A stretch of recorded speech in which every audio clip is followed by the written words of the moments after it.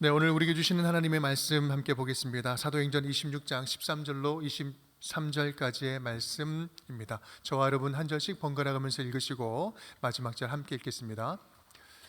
왕이여, 정오가 되어 길에서 보니 하늘로부터 해보다 더 밝은 빛이 나와 내 동행들을 둘러 비추는지라.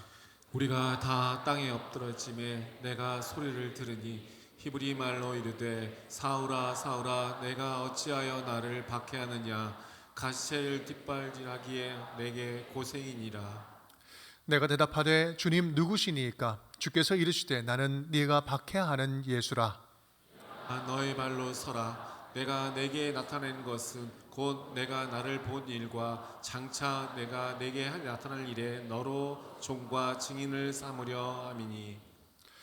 이스라엘과 이방인들에게서 내가 너를 구원하여 그들에게 보내어 그 눈을 뜨게 하여 어둠에서 빛으로 사탄의 권세에서 하나님께로 돌아오게 하고 죄사함과 나를 믿어 거룩하게 된 무리 가운데서 기업을 얻게 하리라 하더이다. 아그리빠 왕이여, 그러므로 하늘에서 보이신 것을 내가 거스르지 아니하고 먼저 다메섹과 예루살렘에 있는 사람과 유대의 온 땅과 이방인에게까지 회개하고 하나님께로 돌아와서 회개에 합당한 일을 하라 전함으로. 유대인들이 성전에서 나를 잡아 죽이고자 하였으나 하나님의 도우심을 받아 내가 오늘까지 서서 높고 낮은 사람 앞에서 증언하는 것은 선지자들과 모세가 반드시 되라라는 것과밖에 없으니 곧 그리스도가 고난을 받으실 것과 죽은 자 가운데서 먼저 다시 살아나사 이스라엘과 이방인들에게 빛을 전하시리라 함이니이다 하니라. 여러분은 흔히 자유하면 무엇을 떠올리십니까? 누구의 방해도 받지 않는 아름다운 해변가에서 마음껏 즐길 수 있는 여유를 떠올리십니까? 아니면 물질적 궁핍함 없이 경제적인 고민하지 않는 상태, 이것을 떠올리십니까? 아이들은요, 부모님의 잔소리가 사라지고 내가 하고 싶은 게임 실컷 하는 그 시간, 그때가 가장 즐거울 것입니다. 제가 부부학교를 진행하는데 부부학교를 가장 좋아하는 사람이 누구인지 아십니까? 바로 아이들입니다. 최근에 부부학교 수료한 한 가정은요, 아이들이 부모님의 그 교육을 적극적으로 지지했다는 소식이 있었습니다. 이유는 교육 중에 아이들이 방해를 받지 않고 부부가 오직 서로에게 집중하는 부부만의 그 데이트 시간이 있는데, 그 시간이 엄마 아빠가 데이트하는 동안에 아이들에게는 자유의 시간이 되기 때문이죠. 부부가 데이트를 할 때 아이들이 원하는 것을 할 수 있도록 영화를 틀어준다든지 아니면 나름의 자유 시간을 줘야 하기 때문에 아이들은 그 시간을 기도하며 기다리고 기대합니다. 그리고 부부학교가 끝나면 그 자유의 시간도 끝나게 되는 거겠죠. 그래서 못내 아쉬워했다는 후문이 있습니다. 우리 각자가 생각하는 그러한 자유는 이렇듯 다양한 모습으로 그려집니다. 그리고 자유는 꽤 좋은 것, 행복한 것으로 우리에게 찾아오죠. 사도 바울도 그의 삶과 사역에서 가장 많이 강조했던 주제가 바로 자유입니다. 바울의 삶을 기록한 사도행전이든 아니면 바울이 각 교회 공동체에게 보낸 여러 편지 속에서든 그는 자신에게 찾아온 진정한 진리이신 예수 그리스도로부터 자유를 알았고 얻게 되었음을 소리 높여 고백합니다. 하지만 우리는 바울의 삶에 대해서 잘 알고 있습니다. 그의 삶이 그렇게 자유로운 삶이 아니었다는 것을 말이죠. 회심한 이후 바울은 완전히 복음에 매였습니다. 그는 오직 성령의 인도하심에 자신의 모든 삶을 맡겼죠. 그래서 그는 멈추지 않고 복음을 전할 수 있는 곳이라면 어디라도 개척하며 나아갈 수밖에 없었습니다. 그래서 그의 삶은 그가 집중적으로 주장하고 있는 그 자유라고 하는 것과 다소 거리가 먼 것처럼 보이기도 합니다. 바울이 말하고 쫓았던 자유, 이거는 제가 앞서 이야기했던 일반적인 자유와는 좀 다소 달라 보이죠. 자유 같긴 한데 자유롭지 않은 것, 내 거진 듯 내 것 아닌 내 것 같은 뭐 그러한 것. 자유가 약간 그런 느낌으로 바울에게 보여지고 있는 것 같아요. 이렇게 바울이 평생 말하고 살아냈던 그 자유를 저는 오늘 부자유함의 자유라는 말로 표현하고 싶습니다.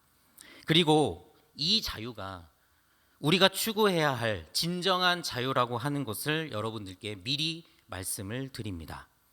오늘 대림절 세 번째 주일을 맞이하여 바울이 말하고 있는 부자유함의 그 자유가 무엇인지, 그리고 같은 길을 걷고 있는 우리에게도 이 원리가 적용되고 있음을 확인하고 깨달을 수 있기를 예수님의 이름으로 축복합니다. 바울은 연이은, 벨릭스, 베스도 이런 총독 앞에서 자기가 어떻게 회심하게 됐는지 그 회심의 이야기를 말하면서 복음을 전하고 있었습니다. 오늘 본문에도 사람만 바뀌었을 뿐 헤롯 아그리빠라고 하는 분봉왕 앞에서 그 앞선 총독들에게 했었던 그 이야기를 동일하게 하고 있죠. 그 이야기를 우리가 쭉 들어보면 바울은 처음부터 부자유함의 그 자유를 따랐던 사람은 아니었습니다.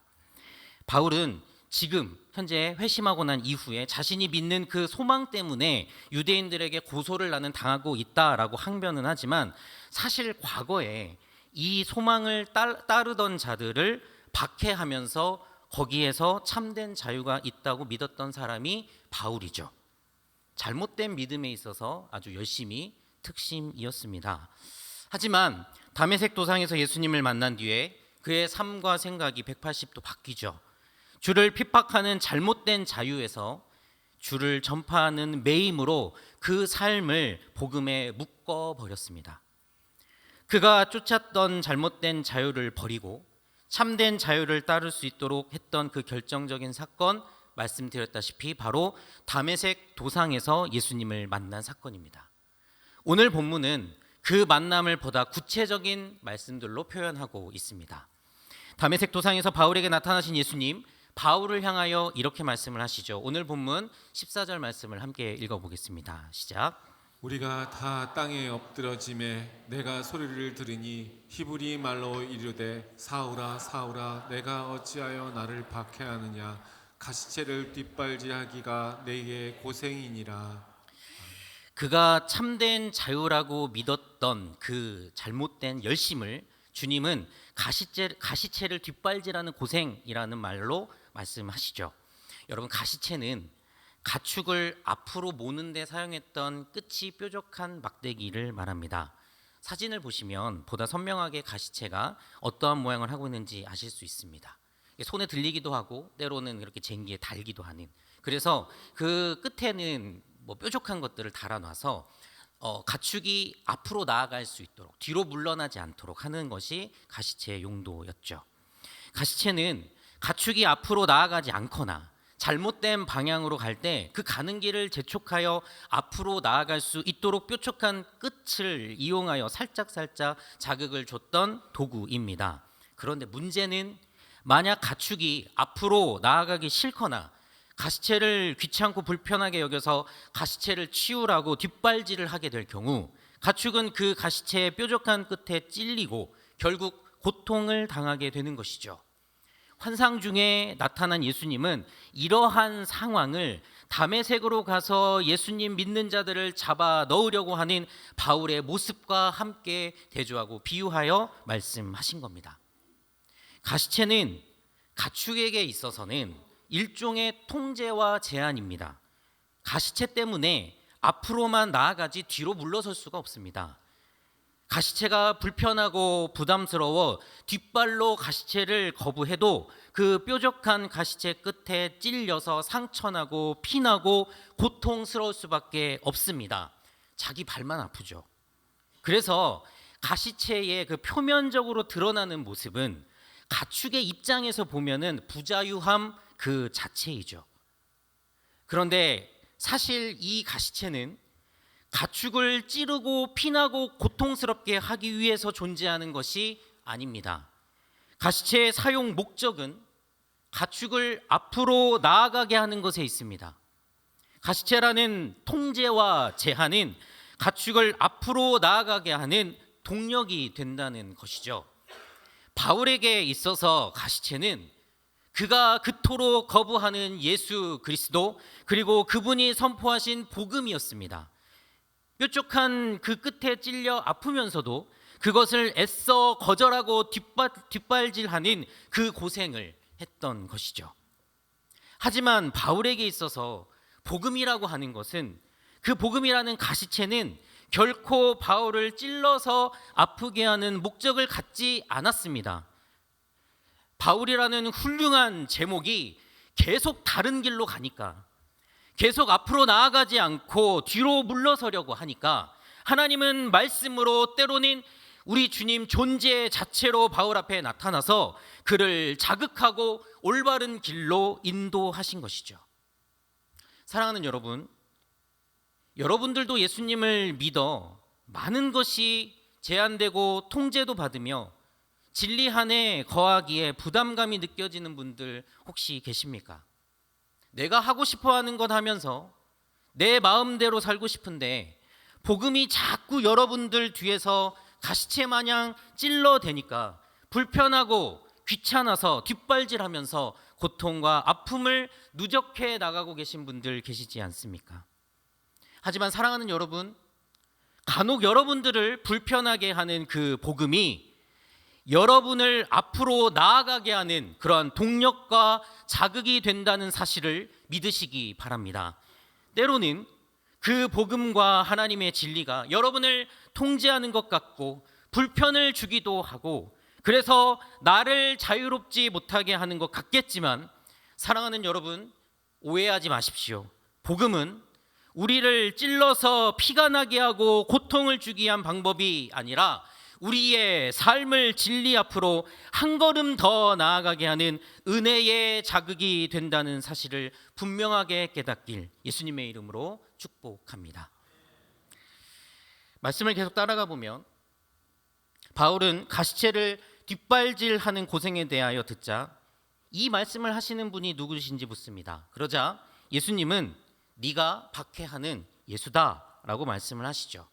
그리고 이어서 16절에 일어나 너의 발로 서라 라고 명령을 하십니다. 주님은 바울에게 일어나 서라고 말씀을 하실 때 특별히 너의 발을 강조하십니다.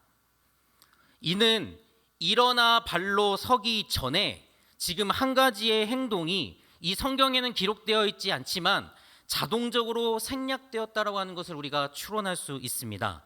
그것은 바로 뒷발질하는 것을 멈추는 겁니다. 예수님께서 다메섹 도상에서 바울을 만나실 때 주님은 강권적으로 바울을 만나시죠. 바울은 그 자리에 주저앉게 되고 아무것도 하지 못한 채 완전히 주님께 압도당해 버립니다. 그런데 이렇게 만나신 이유는 바울의 뒷발질을 멈추게 하기 위함이었습니다. 왜냐하면 이렇게 하지 않으면 도저히 그의 뒷발질은 멈출 기미가 보이지 않았기 때문입니다. 여러분, 일어서기 위해서는 잠시 멈추는 것이 필요합니다. 뒷발질을 멈추고 고통스러움 속에서 잠시 앉아있는 시간이 필요합니다. 주님께 완전히 압도당한 바울은 첫 만남에서 그렇게 자리에 주저앉았고 사흘간 앞을 보지 못한 채 먹지도 마시지도 못하는 강제 금식을 당하게 되었습니다.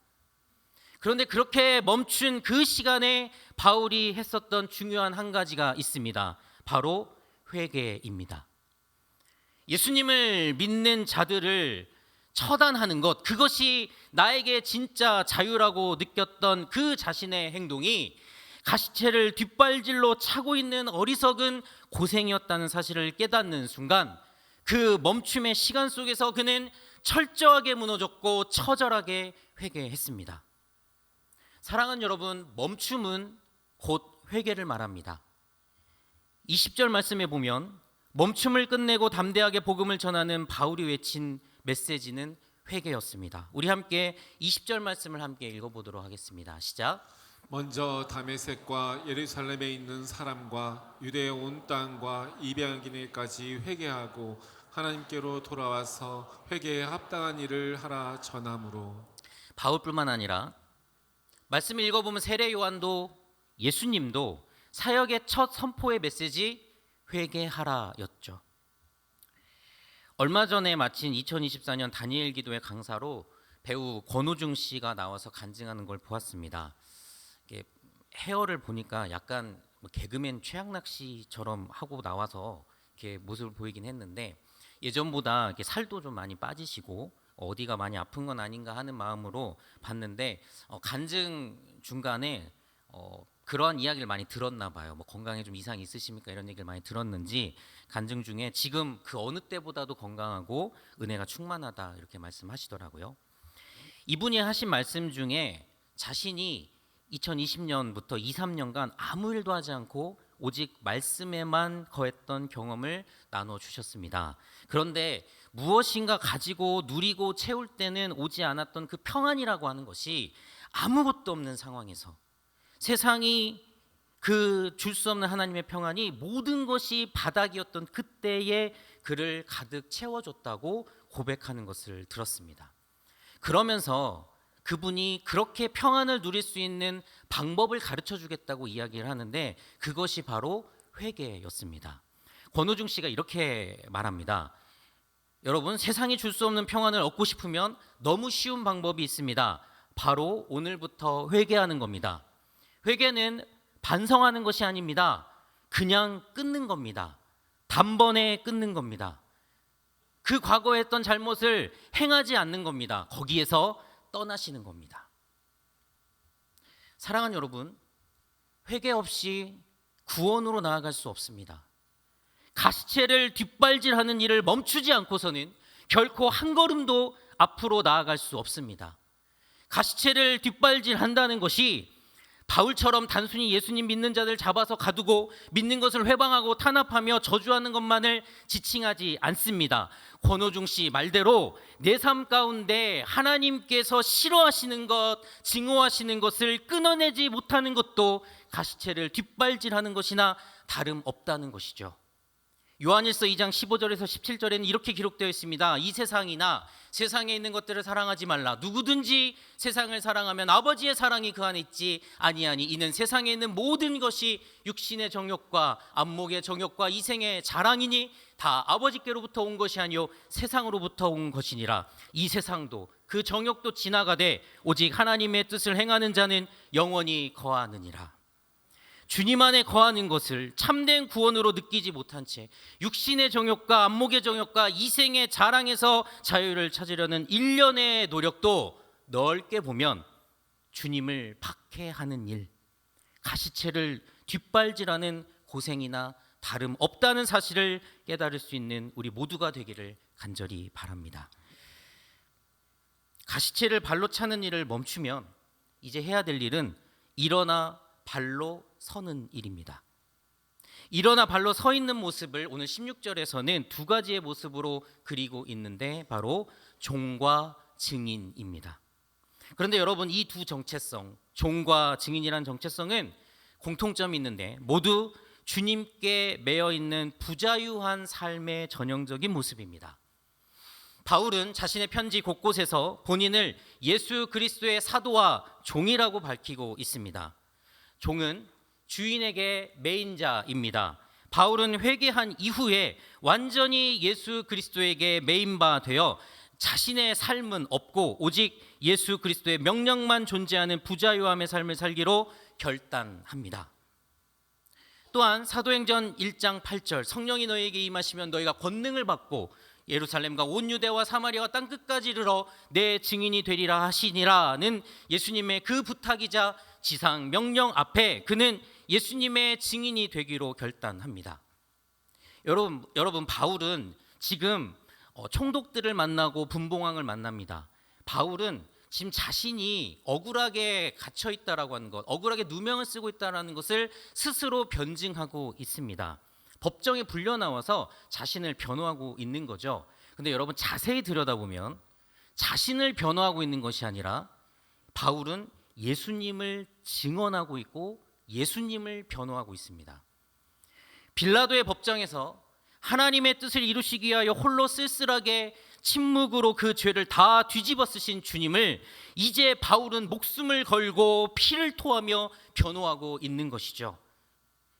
이를 감지한 아그리빠 왕이 26장 28절에 뭐라고 얘기하냐면은 내가 적은 말로 나를 권하여 그리스도인이 되게 하려 한다라고 그 소감을 이야기합니다.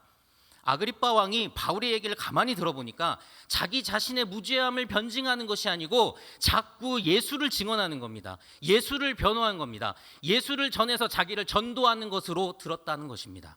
그래서 아그리빠 왕이 지금 네가 나를 전도하려고 하는구나 라고 그렇게 소회를 밝히고 있는 거죠. 바울은 그렇게 완벽한 진리를 따르기 위해 예수께 매인 부자유한 삶을 선택한 것입니다. 가시체를 뒷발질하느라 피투성이가 된 발을 부여잡고 바닥에 주저앉아 있는 시간이, 그 회개의 시간이 지나면 이제는 일어서는 일이 남게 되는 것이죠. 그렇게 힘없이 주저앉아 있던 발은 이제 복음을 전하는 증인의 발걸음으로 바뀌게 되는 겁니다. 바울이 쓴 로마서 10장 15절은 이사야 52장 7절 말씀을 인용하며 이렇게 기록되어 있습니다. 우리 로마서 10장 15절 말씀을 함께 읽어보겠습니다. 시작. 보내심을 받지 아니하였으면 어찌 전파하리요. 기록된 바 아름답도다. 좋은 소식을 전한 자들의 발이려 함과 같으니라. 아멘. 가시체를 뒷발질하던 발이요, 이제는 복음을 전하는 발이 되어 바울이 가고자 했던 그 로마를 향하여 달려갈 준비를 하고 있습니다. 그 아름다운 발걸음을 내딛기 위해 바울은 기꺼이 자신을 예수 그리스도께 복종시키는 부자유함을 선택했습니다. 하지만 그 부자유함 속에서 바울은 참된 구원을 맛보고 있습니다.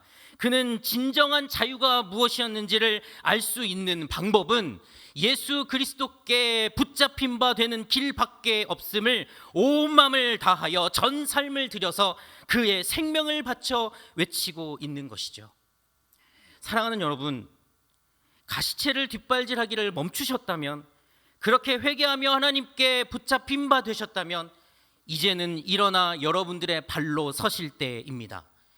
피투성이가 된 여러분들의 발을 이제는 사방을 누비며 복음을 전하고 복음을 살아내는 발로 바꾸시어 충만한 하나님의 은혜를 전하며 나누는 삶 살아가실 수 있기를 간절히 소망합니다. 그렇게 굳건하게 서서 하나님의 종으로 예수 그리스도의 증인으로서의 삶을 살아가는 아름다운 발걸음 내딛는 우리 모두가 될 수 있기를 예수님의 이름으로 축원합니다. 우리가 쓰는 말에 구속이라고 하는 표현이 있는데 보통 두 가지로 사용합니다. 첫 번째 한자로 구속이라고 쓰면 이는 자유로운 행동을 제재하거나 정지하는 것, 신체를 옥에 가두는 것이라는 의미가 됩니다. 그런데 두 번째 한자로 구속이라고 쓰면 이는 예수님께서 우리의 죄를 사하시고 십자가의 죽으심으로 모든 인류를 구원하시게 된다라는 의미를 담게 됩니다. 그래서 첫 번째 구속은 부자유함을 상징하고 두 번째 구속은 자유를 상징하고 있습니다. 이 두 단어는 동일한 발음인데 그 의미상으로는 정반대를 지칭합니다. 그런데 이 정반대의 의미를 갖는 이 두 단어가 우리의 신앙 안에서는 하나로 통합되어 있습니다.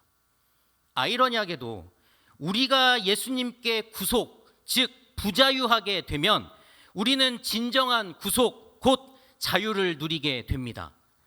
우리가 하나님의 진리와 그리스도의 복음에 완전히 묶여서 우리의 자유와 욕망이 제한되고 통제되면 통제될수록 비로소 우리에게는 진정한 자유가 임하게 되는 것입니다.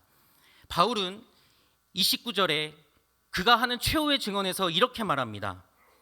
바울이 이르되 말이 적으나 많으나 당신뿐만 아니라 오늘 내 말을 듣는 모든 사람도 다 이렇게 결박된 것 외에는 나와 같이 되기를 하나님께 원하나이다. 바울은 모든 사람이 예수 그리스도에게 매인자 되어서 그 구속함 속에서 참된 구속을 경험하기를 원하는 마음을 가지고 마지막으로 외치고 있는 것입니다. 사랑하는 운정교회 성도 여러분, 때로는 하나님의 말씀과 뜻이 우리에게 부담과 커다란 짐이 되고는 합니다. 누군가에게는 진리의 말씀과 복음적 삶이 인생의 전진을 방해하는 장애물처럼 보여지기도 합니다. 하지만 여러분, 단호하게 말씀드립니다. 그렇지 않습니다. 가시체가 가축을 앞으로 더 전진하게 하는 목적을 갖고 있는 것처럼 하나님의 말씀과 우리에게 주신 진리는 결코 우리를 물러나게 하지 않습니다. 오히려 더 앞으로 나아가게 하는 귀한 동력과 자극이 될 것입니다. 우리는 부자유함 속에서도 진정한 자유를 누리는 구원받은 백성임을 고백하시는 여러분 될 수 있기를 예수님의 이름으로 축원합니다.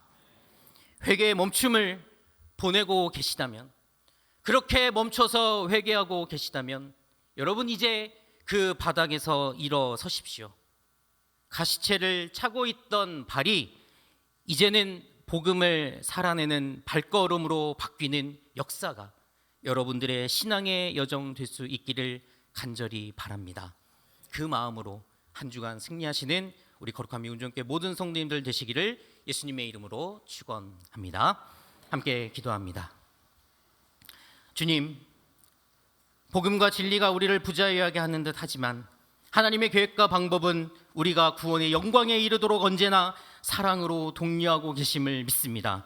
가시체를 뒷발질하는 것을 멈추고 마음을 돌이켜 두 발로 굳게 서서 복음을 전하고 살아내는 발걸음을 내딛는 운정의 모든 가족 식구들 되게 하옵소서. 부자유함의 자유로 구원받은 기쁨을 마음껏 누리는 복된 한 주 되게 하옵소서. 거룩하신 예수님의 이름으로 기도드립니다. 아멘.